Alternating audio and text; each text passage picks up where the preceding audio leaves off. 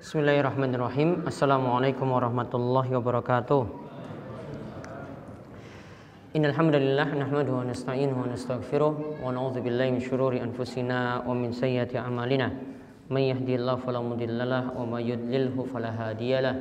Wa asyhadu an la ilaha illallah wahdahu la syarikalah wa asyhadu anna Muhammadan abduhu wa rasuluh. Allahumma shalli ala nabiyyina Muhammad wa ala alihi wa man tabi'ahum bi ihsanin ila yaumiddin. Allahumma anfa'na bima 'allamtana wa 'allimna ma yanfa'una wa zidna ilma.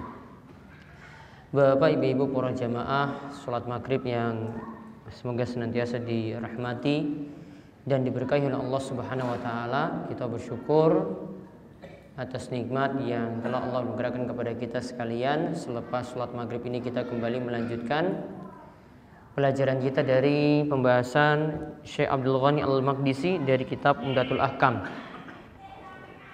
Kita masih membahas tentang perihal bersuci. Kemarin masih membahas tentang masalah seputar mandi wajib, di mana pembahasan terakhir yang kita bahas yang disinggung dari hadis Aisyah radhiyallahu anha, bahwasanya Nabi SAW pernah keluar rumah dalam keadaan memakai pakaian dengan masih ada bekas air mani, masih ada bekas mani, dan ketika itu Nabi SAW tetap pakai untuk sholat. Maka kesimpulannya dari pembahasan kemarin, mani itu hukumnya suci. Kemudian yang terakhir kita bahas yaitu hadis Sayyidina Abu Hurairah radhiyallahu anhu, bahwasanya Nabi SAW mengatakan idza jalasa baina syu'abihal arba thumma jahadaha faqad wajabal ghuslu. Jika salah seorang di antara kalian mendatangi istri, yaitu melakukan hubungan intim, maka dia melakukannya dengan serius, lantas ketika itu Nabi SAW mengatakan faqad wajabal ghuslu, maka wajib baginya mandi. Dalam riwayat Muslim ditambahkan wa illam yunzil, walaupun tidak keluar mani. Wa illam yunzil, walaupun tidak keluar mani. Maka kesimpulan dari pembahasan terakhir, hubungan intim menyebabkan orang itu mandi wajib walaupun tidak keluar mani saat itu. Nah, sekarang kita lihat dari hadis Abu Ja'far Muhammad bin Ali bin Al-Husaini bin Ali bin Abi Thalib. Dari Muhammad bin Ali bin Al-Husain bin Ali bin Abi Thalib, bahwasanya ia mengatakan dia dan bapaknya itu pernah berada di samping Jabir bin Abdullah, dan ketika itu ada kaum wa indahu qaumun, dan di situ ada orang-orang yang sedang berkumpul. Kemudian dia bertanya tentang anil gusli, dia bertanya tentang mandi. Kemudian dijawab ketika itu sa'un yakfik. Jabir menjawab, mandi itu cukup dengan satu sa' saja, maka itu sudah cukup. Kalau satu sa' itu ukuran takaran, ya seperti kita pakai untuk ukuran liter, ya. Kalau satu sa' itu sama dengan 4 mud. Satu sa' itu sama dengan 4 mud. Satu mud itu ukurannya seperti ini. Maka Jabir ketika ditanya Nabi SAW itu mandi bagaimana, ukuran beliau, air yang digunakan untuk mandi itu seberapa banyak, maka dijawab oleh Jabir bahwasanya ketika mandi yang digunakan itu adalah satu sa', berarti 4 mud seperti ini. Ini cuma untuk mandi, mengguyur air ke seluruh badan, membersihkan badan.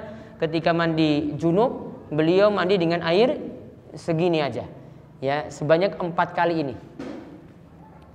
Kemudian ada seorang menjawab ketika itu, ma yakfini, ya jumlah air seperti itu ya nggak cukup lah untuk saya. Kemudian Jabir ketika itu menjawab, kana yakfi man huwa awfa minka sya'aran wa khairan minka. Air segitu, kata Jabir, itu sudah cukup dipakai oleh Nabi SAW, padahal Nabi itu lebih baik daripada kamu. Nabi itu kebaikannya lebih banyak daripada kamu. Dan Nabi SAW khairun lak. Nabi SAW lebih utama daripada kamu. Dan yang dimaksudkan di sini oleh Jabir, orang yang lebih utama di sini adalah Rasulullah SAW. Summa ammana fi saubin. Kemudian dikatakan di sini, lantas Jabir memimpin kami sholat. Namun Jabir itu cuma punya satu baju saja. Maka baju ini yang dia gunakan terus untuk dia itu sholat. Maka kesimpulannya dari hadis ini, yang pertama kita dapat simpulkan tentang masalah mandi. Kalau yang dicontohkan oleh Jabir, ini yang dia praktekkan sendiri, juga dia meniru dari Nabi SAW. Saat mandi menggunakan air yang sangat-sangat hemat. Saat mandi, yaitu mandi junub di sini yang dibahas, dan juga mandi yang lainnya menggunakan air yang sangat-sangat hemat, yaitu cuma menggunakan 1 sok dari ukuran air. 1 sok ini tadi ya, 4 mud dari ini ya. Ini 1 mud namanya, 4 kalinya. Nah 1 sok ini sama juga dengan ukuran bapak-bapak, ibu-ibu ketika mau Idul Fitri membayar zakat fitrah. Zakat fitrah juga ukuran takarannya itu 1 sok. Namun Nabi SAW dahulu itu menyebutkan so'an min tamrin atau so'an min syairin. 1 sok dari kurma, 1 sok dari gandum. Yang di sini dibahas oleh para ulama, sekarang 1 sok ini distandarkan untuk makanan yang lainnya itu bagaimana?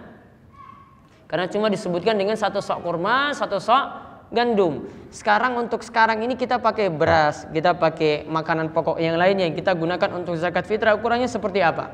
Yang jelas kalau ingin tahu pastinya menakar dengan ukuran seperti ini. Namun kalau dulu itu kurma, tentu nanti berbeda lagi dengan beras. Nah maka ingin disetarakan dengan ukuran kilo, di sini para ulama berbeda pendapat.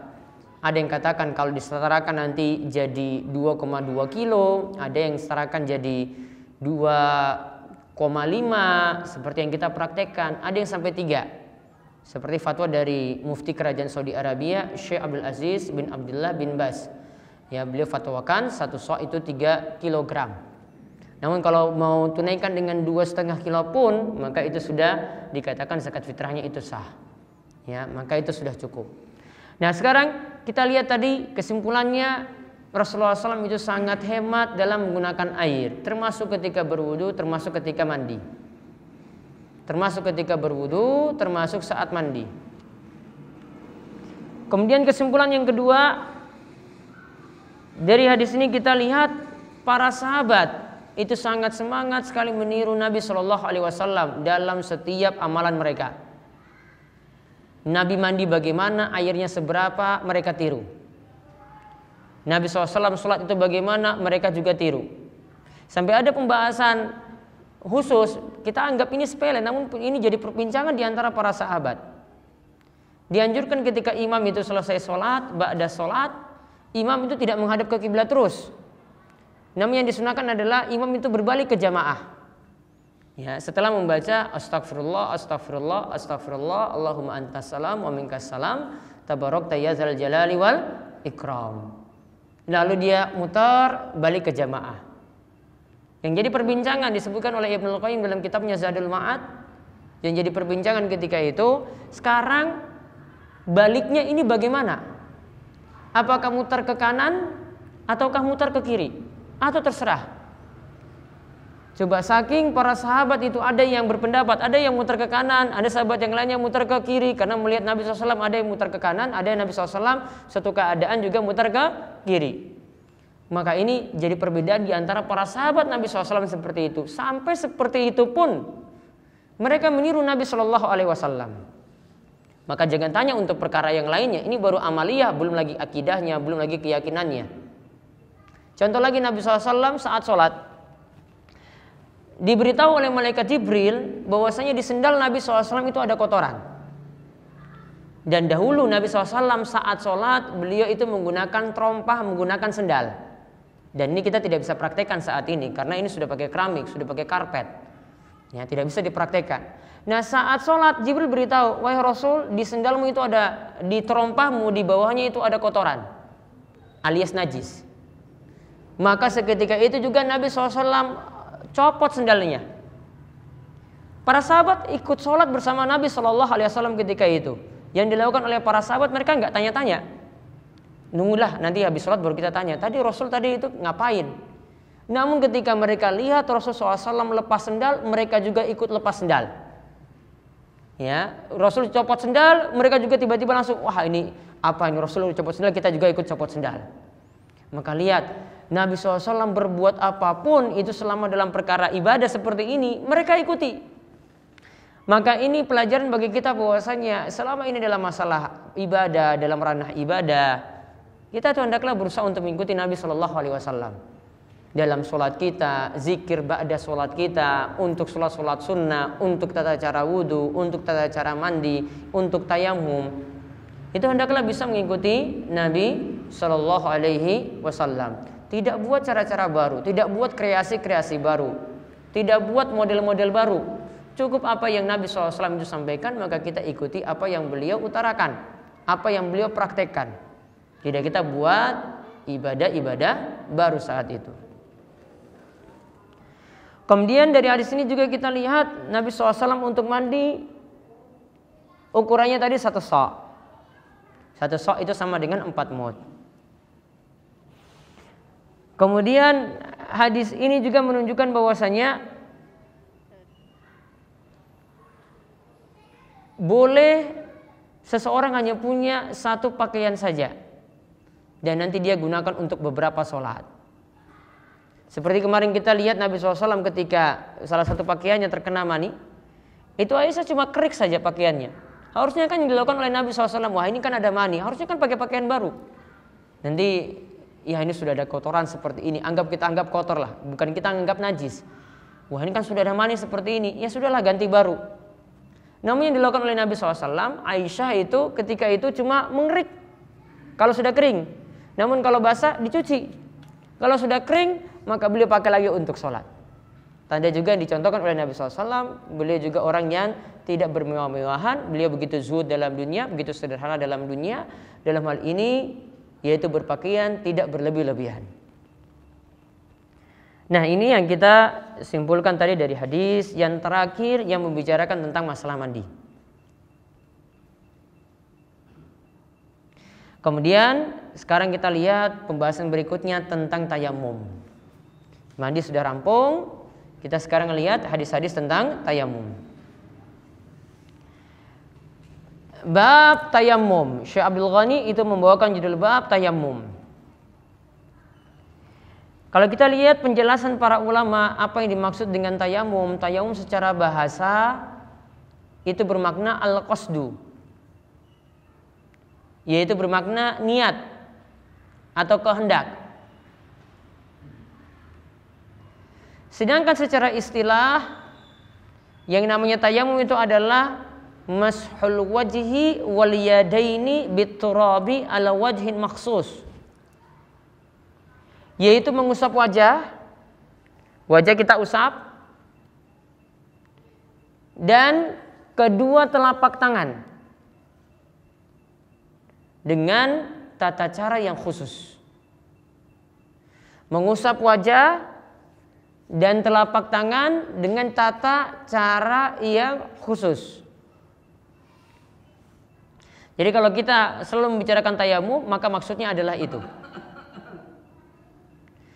Adapun kalau ditanyakan dalilnya itu apa saja, kalau kita membicarakan tentang masalah tayamum, dalilnya itu ada dari Al-Quran, dalilnya itu ada dari hadis, bahkan dari ijma. Tayamum itu dibolehkan.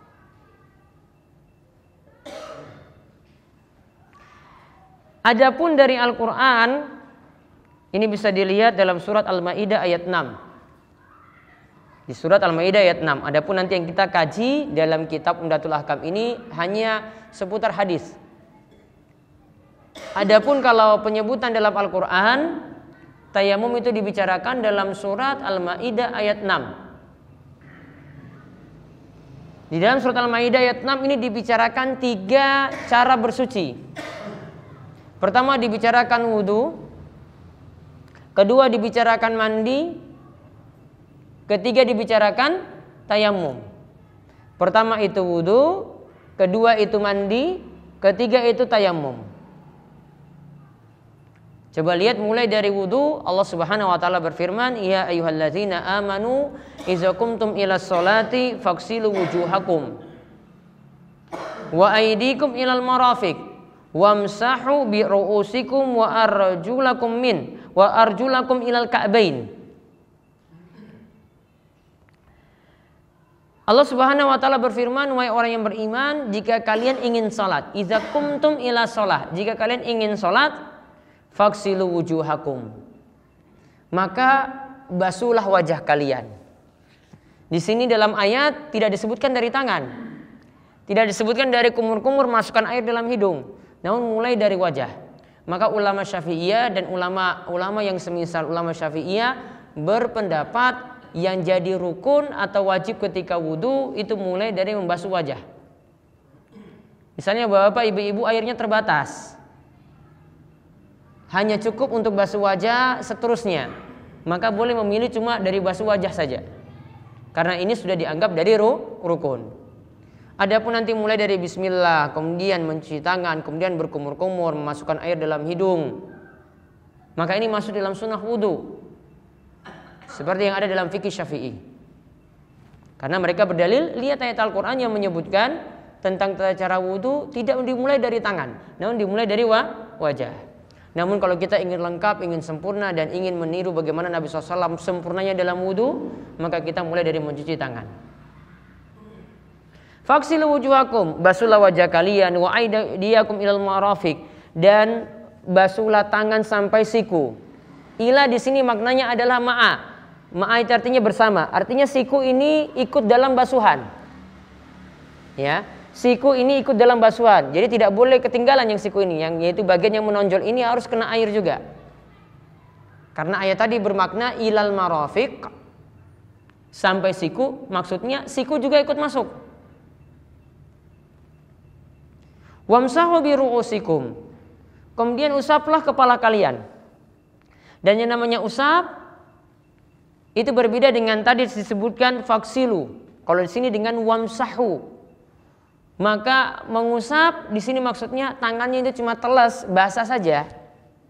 Kemudian kepalanya ini dipegang, ya. Di sini dikatakan kepala. Maka yang diusap ini bukan seluruh rambut. Artinya kalau rambut wanita ini sampai ke belakang di sini bukan seluruh rambut yang diusap, namun bagian rambut yang ada di kepala saja. Maka diusap dari depan ini sampai ke belakang. Dalam ayat ini apakah maknanya kepalanya ini cuma mengusap sebagian saja, yaitu bagian umbul-umbulnya depan saja yang diusap? Jawabannya tetap baiknya itu sampai belakang. Karena praktek Nabi SAW itu sampai belakang. Nabi SAW ketika berwudu, Nabi SAW tarik dari depan ini, tarik sampai belakang, kemudian tarik dari belakang lagi sampai depan, kemudian baru beliau lanjutkan dengan telinga. Dan dalam hadis disebutkan wal uzunani minar ra'si. Yang namanya dua telinga ini bagian dari kepala. Dua telinga ini bagian dari kepala. Kemudian setelah kepala dan telinga ini kita usap, baru lanjutkan. Dalam ayat disebutkan wa arjulakum ilal ka'bain. Dan basuhlah kaki kalian hingga ka'bain, hingga mata kaki. Mata kaki itu yang bagian tonjolan. Nah, berarti bagian mata kaki ini juga mesti dibasuh ketika berwudu. Kemudian setelah itu Allah menyebutkan dalam surat Al-Maidah ayat 6 ini, wa in kuntum junuban fattahharu. Jika kalian dalam keadaan junub, maka mandilah. Ini sudah kita pelajari sebelumnya. Mandinya bagaimana? Di sini kalau cuma disebutkan kalau kalian junub, maka mandilah. Berarti mandi di sini tidak disebutkan tata cara khusus. Artinya ada bagian apa yang mesti dimandikan terlebih dahulu, tidak. Pokoknya asalkan kita itu memenuhi syaratnya, yaitu seluruh air itu diguyur pada seluruh anggota tubuh, pada seluruh badan, maka itu sudah dikatakan mandinya itu sah. Adapun yang kemarin kita bahas dalam hadis Aisyah, juga hadis Maimunah, itu membahas kesempurnaan ketika mandi. Itu membahas kesempurnaan ketika mandi. Kesempurnaan ketika mandi, Ya, mandi itu sempurna. Kita awali dulu dengan wudhu seperti dalam hadis Aisyah. Wudhunya sampai selesai, baru kemudian kita guyur kepala, baru anggota badan yang lainnya. Kalau dalam hadis Maimunah, sebagiannya kita pakai wudhu dulu, yaitu dari mencuci tangan, kemudian kita cuci sampai kepala. Ya, kepala ini mau siap untuk diusap. Lantas kita mengguyur air ke seluruh badan dari kepala, kemudian turun sampai anggota-anggota badan yang lainnya. Ini tata cara mandi. Lalu disebutkan di sini wa in kuntum mardha aw ala safarin aw jaa ahadum minkum minal ghaid aw lamastumun nisa.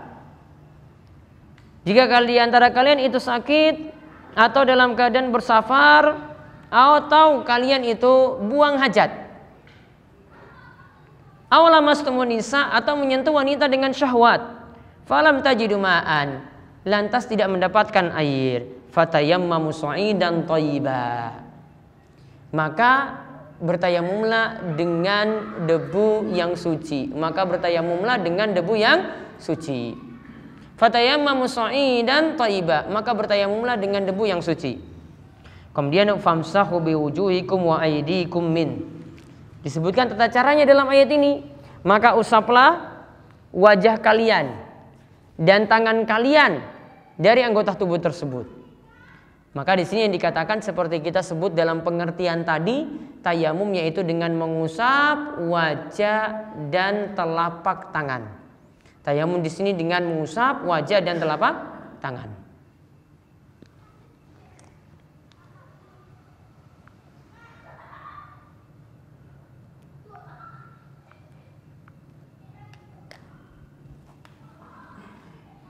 Baik, sekarang kita lihat hadis pertama yang membicarakan tentang masalah tayamum di sini.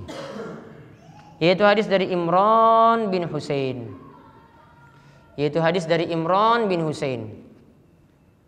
Radhiyallahu anhu.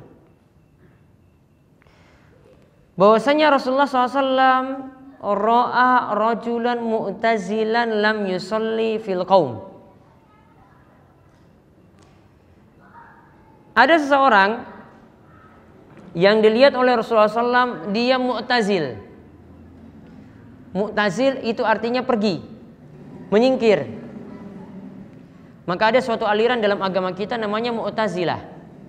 Mu'tazilah ini karena berasal dari kata seseorang itu menyingkir, minggat dari tempat. Karena diceritakan ketika itu ada seorang yang namanya Atha dengan Ubaid, ini salah seorang yang punya pemikiran Mu'tazilah. Dan pemikiran Mu'tazilah ini saat ini diwarisi oleh jaringan Islam liberal, ya, yaitu mengandalkan logika. Ketika itu ditemuilah Al-Hasan Al-Basri, seorang ulama besar di masa silam, seorang tabi'in. Al-Hasan Al-Basri ketika itu ditanya,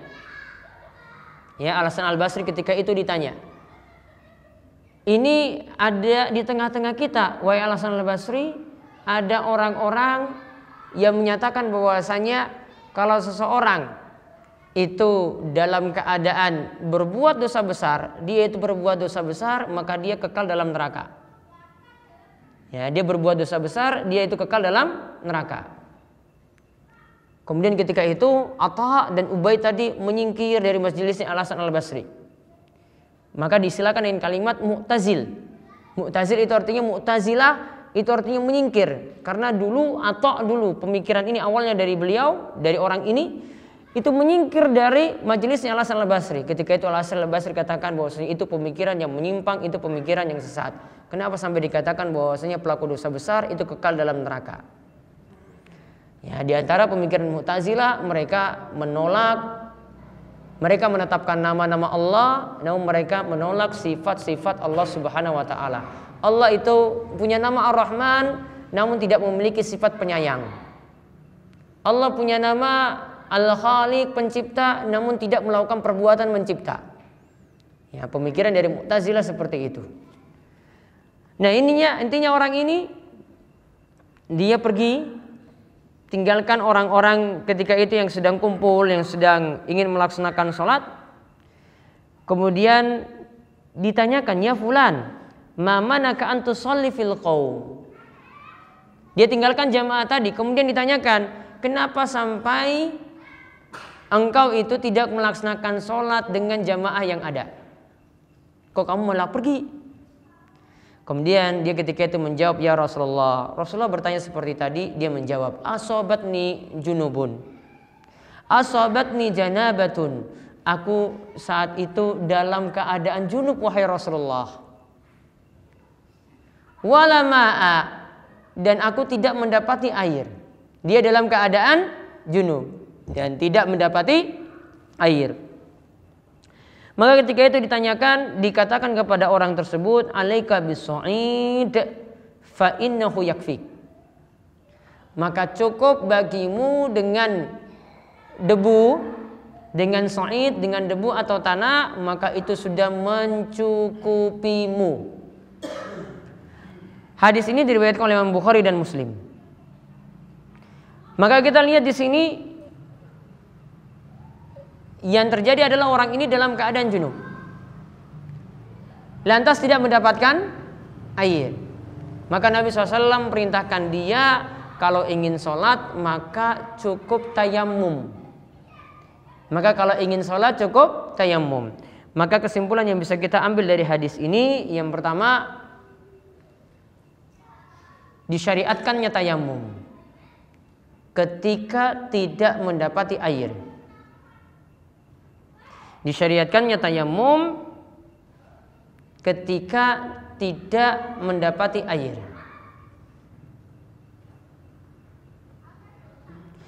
Kemudian hadis ini juga menunjukkan tayamum itu dengan sa'id.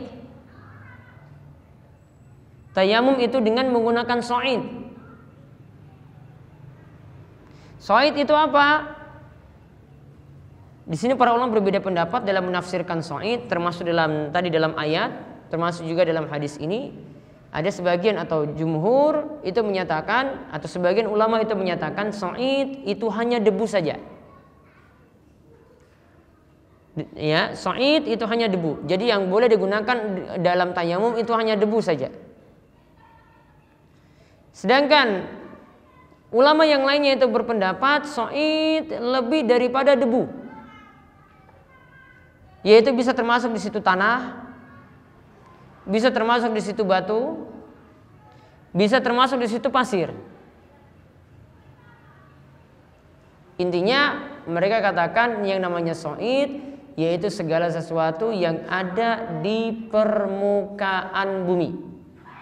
Segala sesuatu yang ada di permukaan bumi. Jadi yang aslinya ada di permukaan. Ya, yang aslinya ada di permukaan.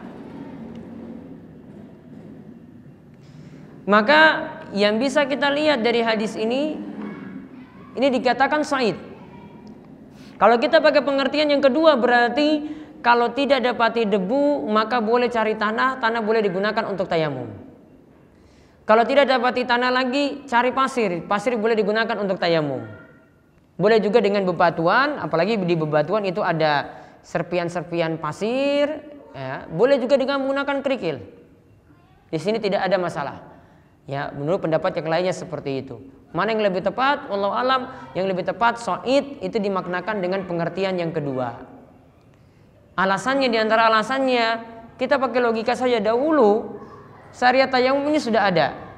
Kalau seandainya cuma dengan menggunakan debu, padahal tadi kita bicarakan surat Al-Maidah ayat 6 dibicarakan tentang safar.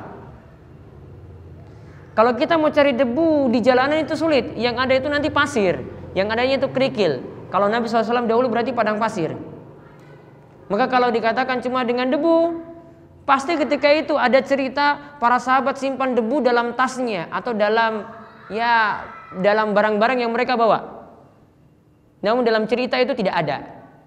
Dalam sejarah itu tidak ditemukan seperti ini. Maka para ulama simpulkan karena tidak pernah dilakukan oleh para sahabat untuk bawa debu selama dalam perjalanan, maka yang ada berarti mereka gunakan yang ada di permukaan bumi saat mereka temui dalam perjalanan. Jadi kesimpulannya, boleh dengan tanah, boleh dengan pasir semacam itu. Kemudian hadis ini juga menunjukkan bahwasanya orang yang dalam keadaan junub itu punya sifat malu yang besar. Orang yang dalam keadaan junub itu punya sifat malu yang besar, yaitu apa? Dia menyingkir, pingin jauh dari jamaah. Seperti kemarin kita lihat pada kisah Abu Hurairah, saat dia dalam keadaan junub, dia muter jalan biar tidak ketemu dengan Nabi SAW secara langsung. Maka asalnya orang yang junub itu punya rasa malu yang besar. Kemudian hadis ini juga menunjukkan, kalau Nabi SAW tanya, kenapa kamu tidak sholat bersama dengan jamaah yang ada? Berarti menunjukkan di sini yang ada ini padahal dalam safar. Ketika safar tetap diperintahkan untuk melakukan sholat berjamaah. Ketika safar tetap diperintahkan untuk melakukan sholat berjamaah.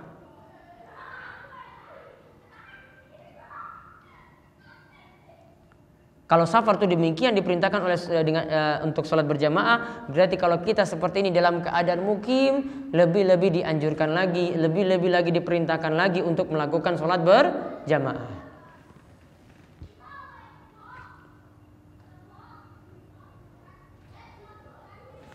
Kemudian di sini menunjukkan juga di antara sebab tayamum, dan sebabnya sebenarnya ada dua, kita simpulkan dari ayat. Ditambah dengan ini, sebab tayamum itu ada dua.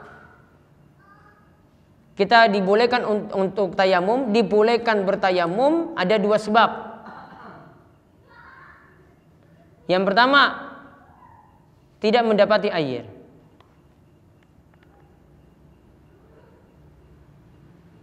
Seperti disebutkan dalam ayat, falam tajidu ma'an. Ketika kalian tidak mendapati air. Kemudian sebab yang kedua,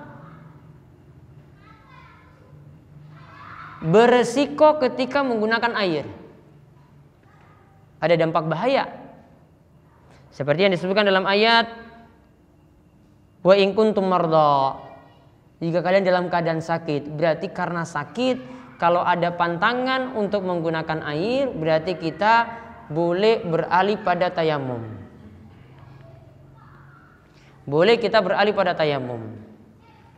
Kalau seluruh tubuh ini ada pantangan, tidak boleh kena air sama sekali, maka beralih dari air itu kepada tayamum. Namun kadang ada juga yang sakit namun cuma sebagian saja yang tidak boleh kena air, namun masih boleh diusap.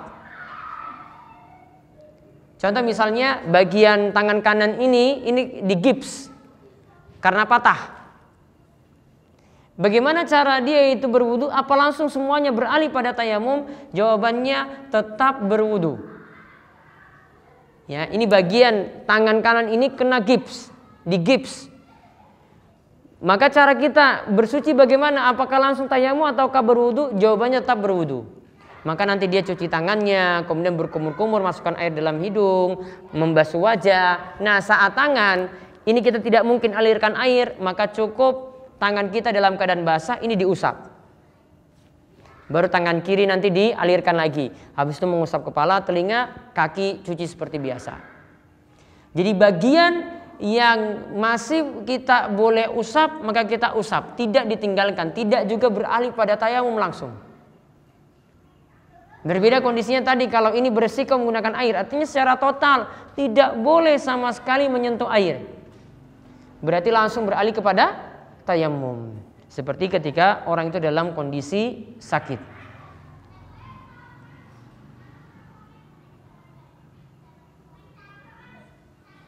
Kemudian di sini juga menunjukkan syariat Islam itu membawa kemudahan.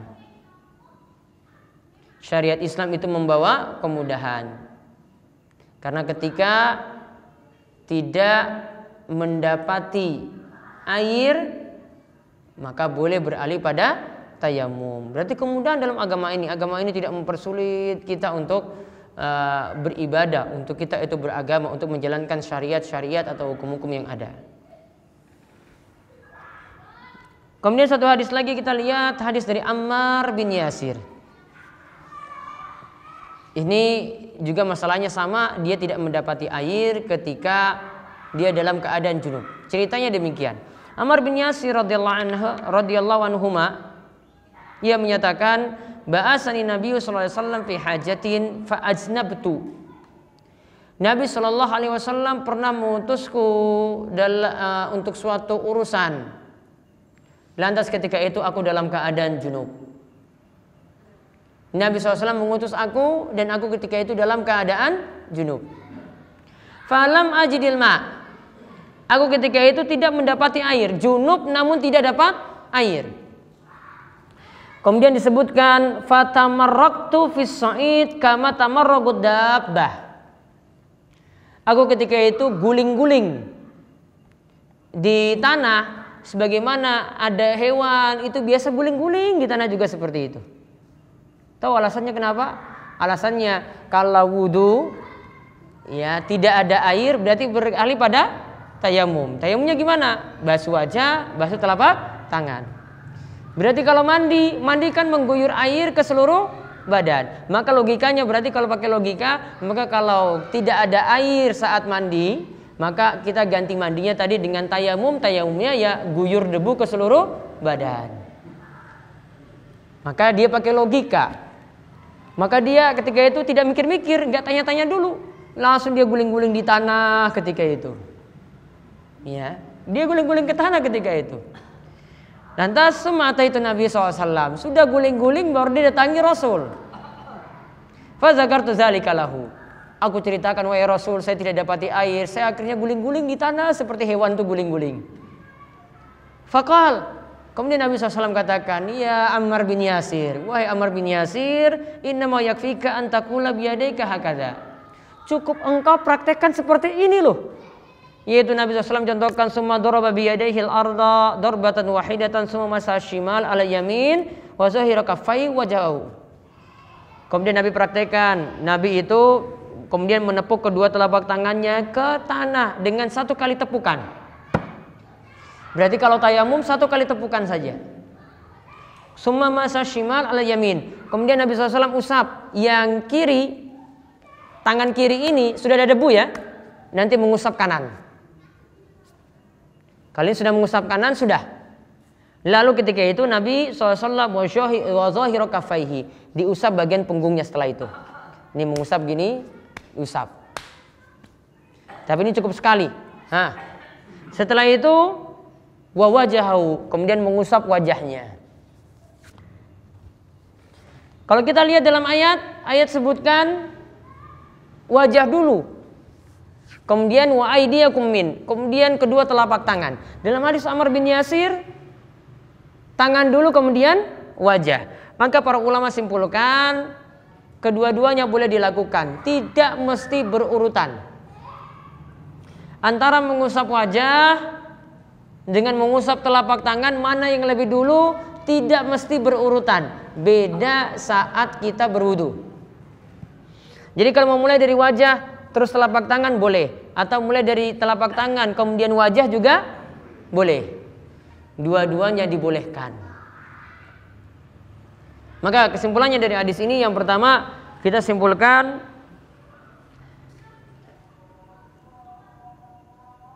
azan dulu.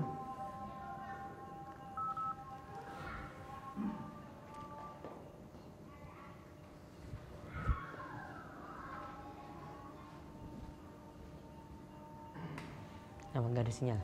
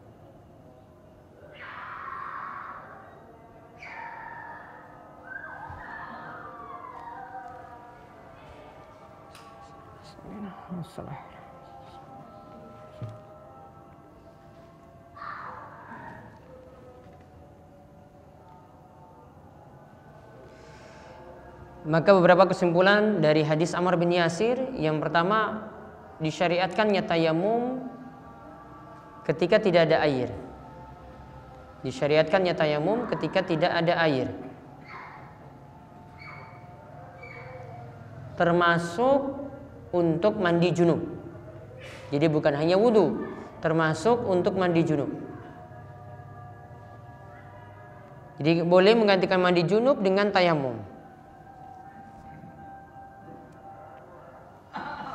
Kemudian di sini juga menunjukkan tata cara tayamum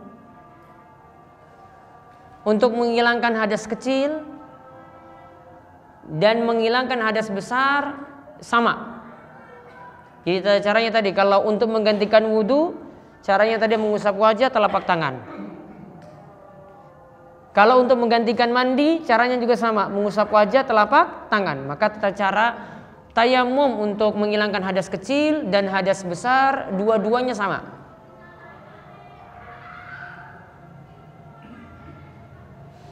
Kemudian hadis ini juga menunjukkan, hadis ini juga menunjukkan baiknya seorang guru bukan hanya mengajarkan teori, namun juga praktek. Karena di sini Nabi SAW ketika lihat Ammar bin Yasir itu keliru, dapat cerita, Nabi tidak hanya ngomong, namun langsung praktekkan. Ini loh caranya seperti ini. Tepuk dulu tanganmu ke tanah, debu, kemudian usap tanganmu, kemudian wajahmu. Kemudian di sini juga menunjukkan tata cara tayamum. Boleh mengusap wajah dulu, lalu telapak tangan. Seperti dalam ayat, itu surat Al-Maidah ayat 6. Boleh mengusap wajah dulu, lalu telapak tangan, seperti dalam ayat. Atau boleh tangan dulu, baru wajah, seperti dalam hadis Ammar. Seperti dalam hadis Ammar.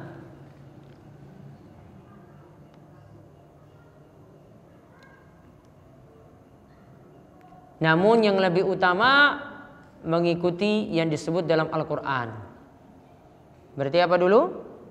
Wajah dulu, baru telapak tangan.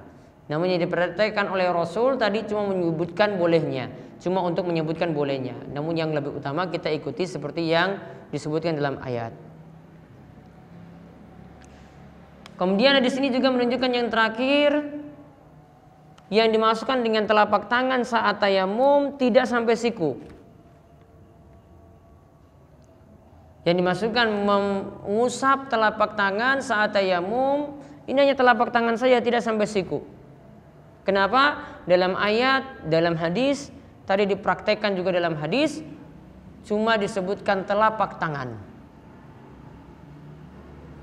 Sedangkan kalau disebutkan dalam Al-Quran ketika membicarakan wudu, dilanjutkan wa aydiyakum ilal marafiq, kedua telapak tangan kalian sampai siku. Namun di ayat tayamum Allah tidak menyebutkan demikian. Sehingga wudu tata caranya sendiri seperti itu, tayamum seperti ini. Dan tidak boleh disamakan. Karena penyebutan yang sama juga disebutkan dalam ayat hukuman had. Hukuman potong tangan. Hukuman potong tangan Allah sebutkan potong telapak tangannya. Maka kalau kita maknakan potong telapak tangan, maka tidak boleh dilanjutkan sampai siku. Karena yang nyolong ini telapak tangan yang nyolong. Ya, maka tidak boleh dilanjutkan sampai sini. Karena kalau diartikan sama, maka praktekkan juga untuk potong tangan seperti itu. Maka jangan bawa ayat wudu ke ayat tayamum. Ayat wudu sendiri, ayat tayamum sendiri, ayat potong tangan sendiri. Tidak bisa disamakan. Karena kalau dalam ayat wudu disebutkan wa aydiyakum ilal marafiq. Telapak tangan kalian sampai siku. Kalau ayat tayamum cuma disebutkan wa aydiyakum min, dan telapak tangan kalian. Tidak dilanjutkan sampai siku. Untuk ayat potong tangan cuma disebutkan juga telapak tangan kalian, tidak disebutkan sampai siku. Maka kalau disebutkan telapak tangan, cuma telapak tangan saja, tidak sampai siku. Inilah pendapat yang paling kuat. Kemudian yang terakhir, ini lihat Ammar bin Yasir itu salah.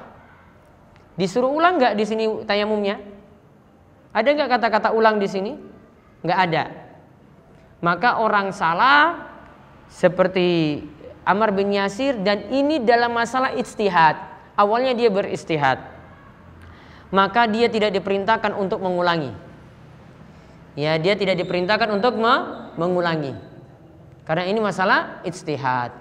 Ditanya. Ya, Al-Hasan Al-Basri ketika itu ditanya. Ini ada di tengah-tengah kita, wahai Al-Hasan Al-Basri, ada orang-orang yang menyatakan bahwasanya kalau seseorang itu dalam keadaan berbuat dosa besar, dia itu berbuat dosa besar, maka dia kekal dalam neraka. Ya, dia berbuat dosa besar, dia itu kekal dalam neraka. Kemudian ketika itu Atha dan Ubay tadi menyingkir dari majelisnya Al-Hasan Al-Basri. Maka disilakan dengan kalimat Mu'tazil.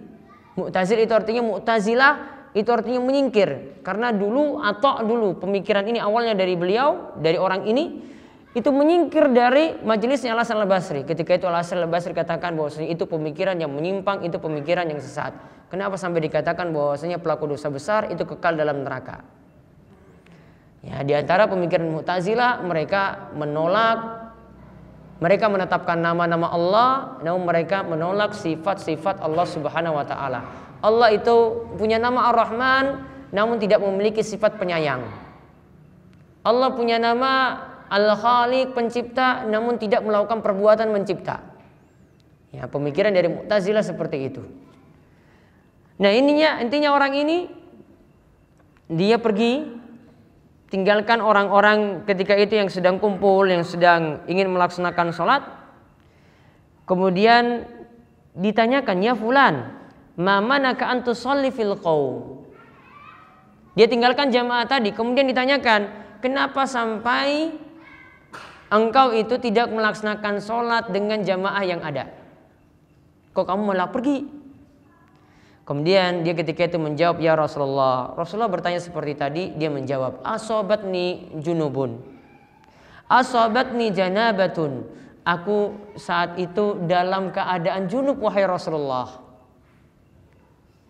Wala ma'a, dan aku tidak mendapati air. Dia dalam keadaan junub dan tidak mendapati air. Maka ketika itu ditanyakan, dikatakan kepada orang tersebut, alaika bis-sa'id fa innahu yakfik. Maka cukup bagimu dengan debu, dengan sa'id, dengan debu atau tanah, maka itu sudah mencukupimu. Hadis ini diriwayatkan oleh Imam Bukhari dan Muslim. Maka kita lihat di sini, yang terjadi adalah orang ini dalam keadaan junub, lantas tidak mendapatkan air. Maka Nabi SAW perintahkan dia, kalau ingin sholat maka cukup tayamum. Maka kalau ingin sholat cukup tayamum. Maka kesimpulan yang bisa kita ambil dari hadis ini, yang pertama, disyariatkannya tayamum ketika tidak mendapati air. Disyariatkannya tayamum ketika tidak mendapati air.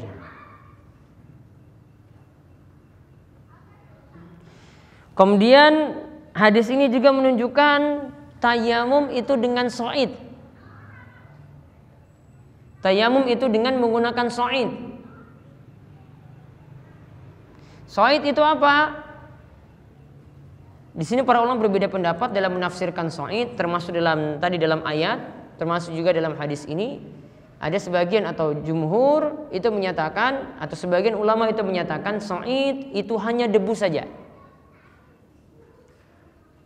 Ya, sa'id itu hanya debu. Jadi yang boleh digunakan dalam tayamum itu hanya debu saja. Sedangkan ulama yang lainnya itu berpendapat sa'id lebih daripada debu,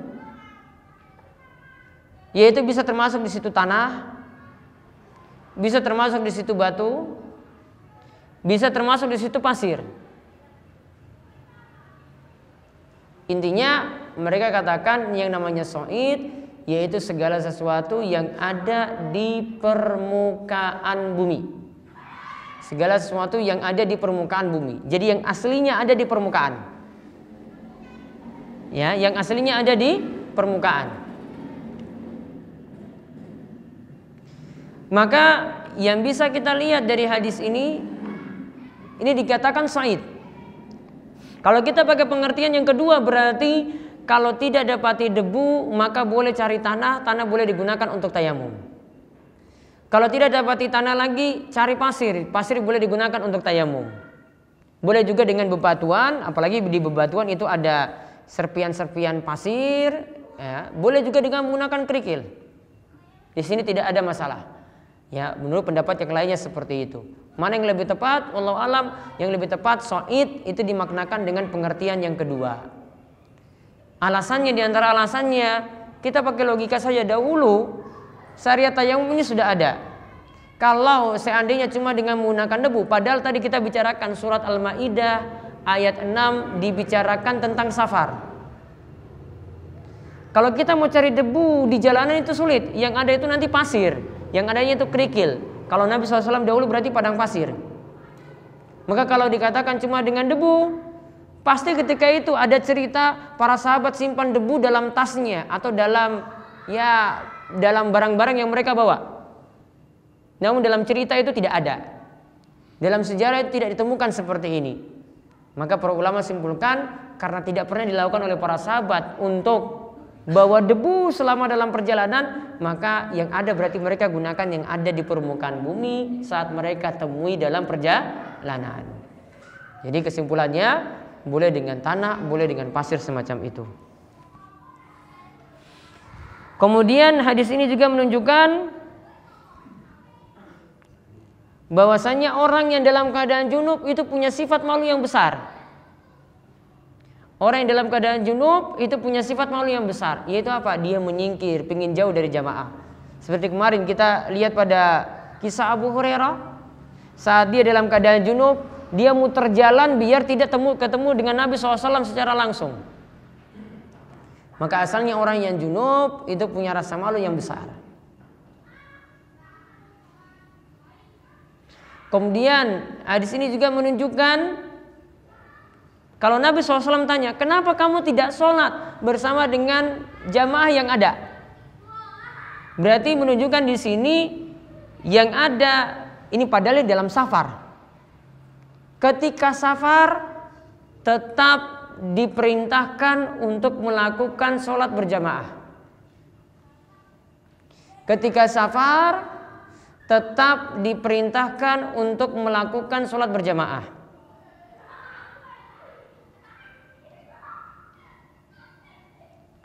Kalau safar itu demikian diperintahkan untuk sholat berjamaah, berarti kalau kita seperti ini dalam keadaan mukim, lebih-lebih dianjurkan lagi, lebih-lebih lagi diperintahkan lagi untuk melakukan sholat berjamaah.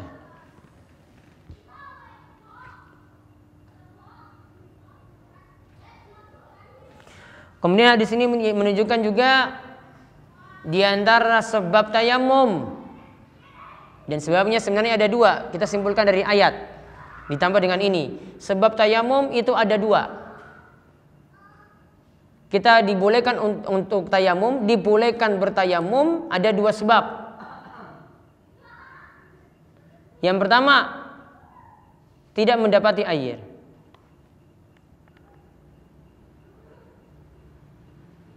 Seperti disebutkan dalam ayat falam tajidu ma'an, ketika kalian tidak mendapati air. Kemudian sebab yang kedua,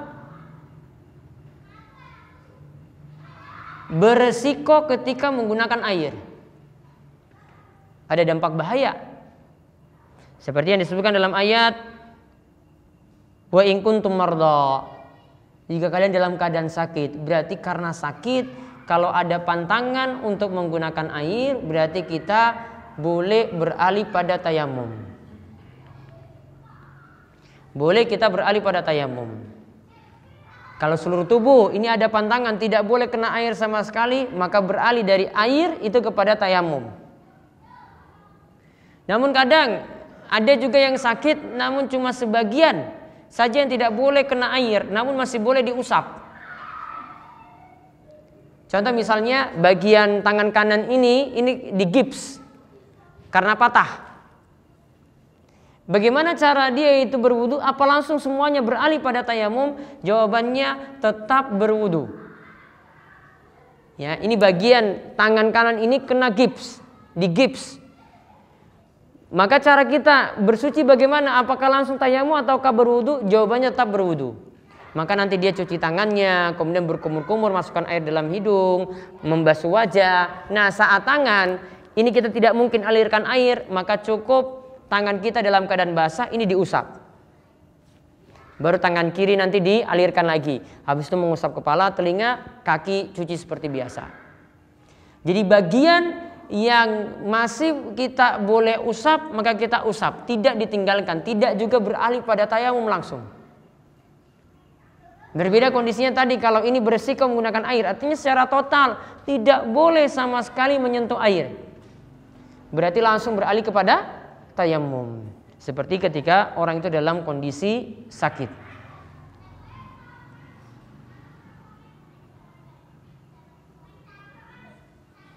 Kemudian di sini juga menunjukkan syariat Islam itu membawa kemudahan. Syariat Islam itu membawa kemudahan. Karena ketika tidak mendapati air, maka boleh beralih pada tayamum. Berarti kemudahan dalam agama ini tidak mempersulit kita untuk beribadah, untuk kita itu beragama, untuk menjalankan syariat-syariat atau hukum-hukum yang ada. Kemudian satu hadis lagi kita lihat, hadis dari Ammar bin Yasir. Ini juga masalahnya sama, dia tidak mendapati air ketika dia dalam keadaan junub. Ceritanya demikian. Ammar bin Yasir radhiyallahu anhuma, ia menyatakan, ba'asani Nabi sallallahu alaihi wasallam fi hajatin fa ajnabtu. Nabi sallallahu alaihi wasallam pernah mengutusku untuk suatu urusan. Lantas ketika itu aku dalam keadaan junub. Nabi SAW mengutus aku dan aku ketika itu dalam keadaan junub. Falam ajidil ma. Aku ketika itu tidak mendapati air, junub namun tidak dapat air. Kemudian disebutkan fatamarraktu fis sa'id kama tamarraqud dabbah. Aku ketika itu guling-guling di tanah sebagaimana ada hewan itu biasa guling-guling di tanah juga seperti itu. Tahu alasannya kenapa? Alasannya kalau wudu ya tidak ada air berarti beralih pada tayamum. Tayamumnya gimana? Basuh wajah, basuh telapak tangan. Berarti kalau mandi kan mengguyur air ke seluruh badan. Maka logikanya berarti kalau pakai logika, maka kalau tidak ada air saat mandi, maka kita ganti mandinya tadi dengan tayamum. Tayamumnya ya guyur debu ke seluruh badan. Maka dia pakai logika.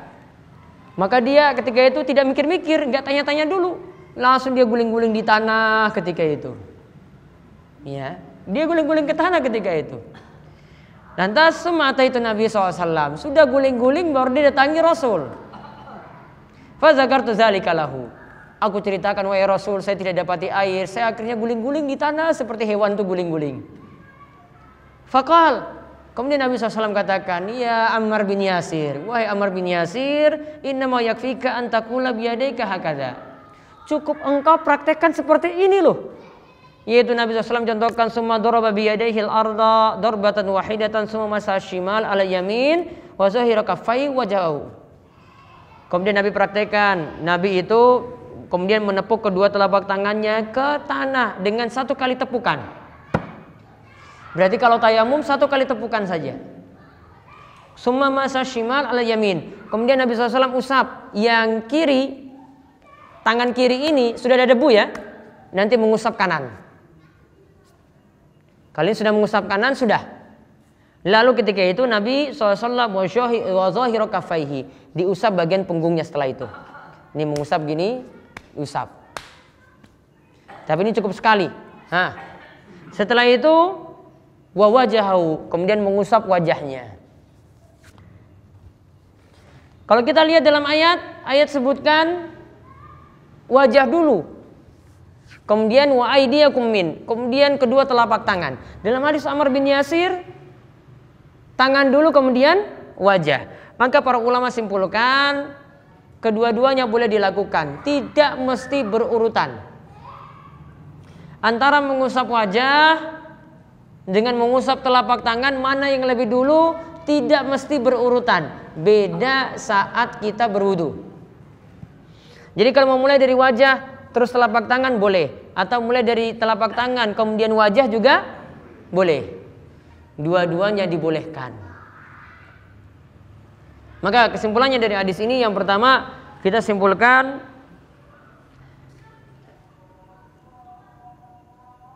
azan dulu.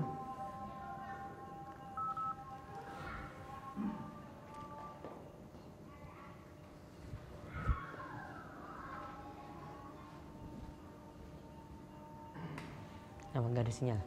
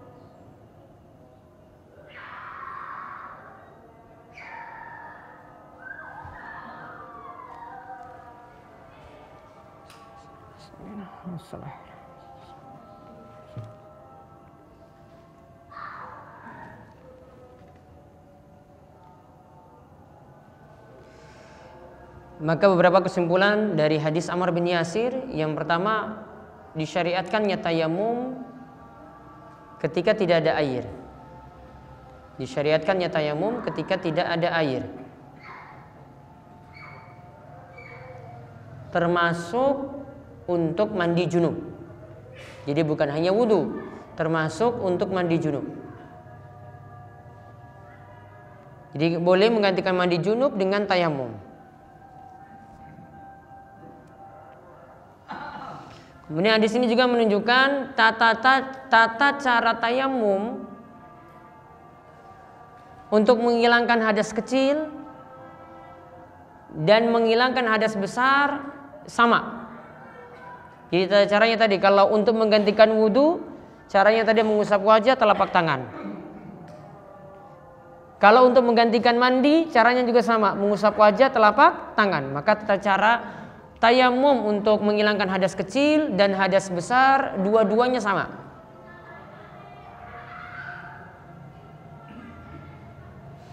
Kemudian hadis ini juga menunjukkan,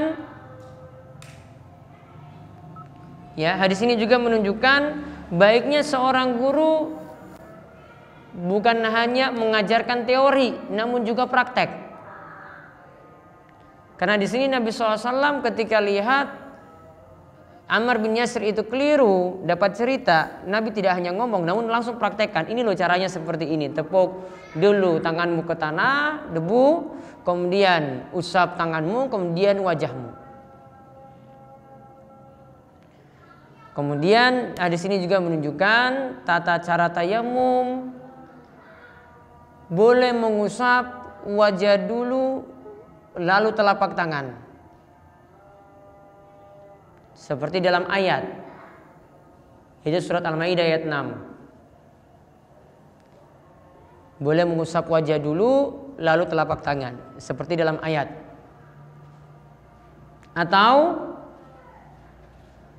boleh tangan dulu, baru wajah, seperti dalam hadis Ammar. Seperti dalam hadis Ammar.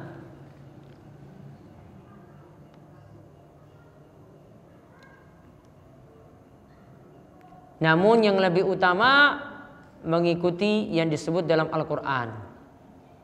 Berarti apa dulu? Wajah dulu, baru telapak tangan. Namun yang diperhatikan oleh Rasul tadi cuma menyebutkan bolehnya, cuma untuk menyebutkan bolehnya. Namun yang lebih utama kita ikuti seperti yang disebutkan dalam ayat. Kemudian di sini juga menunjukkan yang terakhir, yang dimasukkan dengan telapak tangan saat tayamum tidak sampai siku. Yang dimasukkan mengusap telapak tangan saat tayamum, ini hanya telapak tangan saja, tidak sampai siku. Kenapa? Dalam ayat, dalam hadis, tadi dipraktekkan juga dalam hadis, cuma disebutkan telapak tangan. Sedangkan kalau disebutkan dalam Al-Quran ketika membicarakan wudu, dilanjutkan wa aydiyakum ilal marafiq, kedua telapak tangan kalian sampai siku. Namun di ayat tayamum Allah tidak menyebutkan demikian. Sehingga wudu tata caranya sendiri seperti itu, tayamum seperti ini. Dan tidak boleh disamakan. Karena penyebutan yang sama juga disebutkan dalam ayat hukuman had, hukuman potong tangan. Hukuman potong tangan Allah sebutkan potong telapak tangannya. Maka kalau kita maknakan potong telapak tangan, maka tidak boleh dilanjutkan sampai siku. Karena yang nyolong ini, telapak tangan yang nyolong. Ya, maka tidak boleh dilanjutkan sampai sini. Karena kalau diartikan sama, maka praktekkan juga untuk potong tangan seperti itu. Maka jangan bawa ayat wudu ke ayat tayamum. Ayat wudu sendiri, ayat tayamum sendiri, ayat potong tangan sendiri. Tidak bisa disamakan. Karena kalau dalam ayat wudu disebutkan wa aydiyakum ilal marafiq, telapak tangan kalian sampai siku. Kalau ayat tayamum cuma disebutkan wa aydiyakum min, dan telapak tangan kalian, tidak dilanjutkan sampai siku. Untuk ayat potong tangan cuma disebutkan juga telapak tangan kalian, tidak disebutkan sampai siku. Maka kalau disebutkan telapak tangan, cuma telapak tangan saja, tidak sampai siku. Inilah pendapat yang paling kuat. Kemudian yang terakhir, ini lihat Ammar bin Yasir itu salah. Disuruh ulang nggak di sini tayamumnya? Ada nggak kata-kata ulang di sini? Nggak ada. Maka orang salah seperti Ammar bin Yasir, dan ini dalam masalah ijtihad. Awalnya dia beristihad, maka dia tidak diperintahkan untuk mengulangi. Ya, dia tidak diperintahkan untuk mengulangi. Karena ini masalah ijtihad.